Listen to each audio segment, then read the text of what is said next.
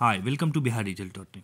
Students, ये article मैंने आज के हिंदुस्तान के पटना संस्करण से लिया है, जिसमें मुख्य बात ये है, हेडिंग जैसा कि आप पढ़ पा रहे होंगे कि बीबीएम और बीसीए के लिए भी एआईसीटी से पंजीयन जरूरी। तो एआईसीटी क्या है, जैसा आप लोग जानते भी होंगे कि एआईसीटी एक जो है गवर्नमेंट की संस्था है या ऑर्गेनाइजेशन कह लें, जो टेक्निकल डिग्री से रिलेटेड कॉलेज को एफिलिएशन देता है। तो आप देखेंगे सब हेडिंग ऊपर में है कि अब तक स्नातकोत्तर में एमसीए और एमबीए के लिए ये निर्णय था, अनिवार्य था। तो आइए इस आर्टिकल के माध्यम से आपको बताते हैं कि नई क्या जानकारी दी गई है।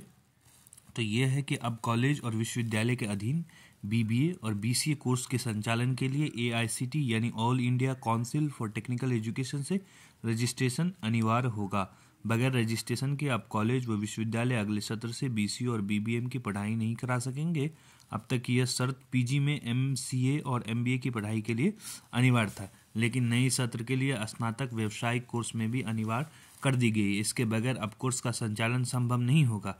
इसे देखते हुए पाटलिपुत्र विश्वविद्यालय ने सभी कॉलेज को अनिवार्य रूप से रजिस्ट्रेशन कराने का निर्देश दिया है। मालूम हो कि इस बाबत एआईसीटीई ने कॉलेज को रजिस्ट्रेशन के लिए समय सीमा निर्धारित कर दी है। इसके तहत वर्तमान संस्था और विश्वविद्यालय के साथ साथ नए संस्थानों को कोर्स संचालन के लिए 31 जनवरी तक ऑनलाइन आवेदन करने के लिए कहा गया है। विलंब शुल्क के साथ 7 फरवरी का समय सीमा निर्धारित की गई है।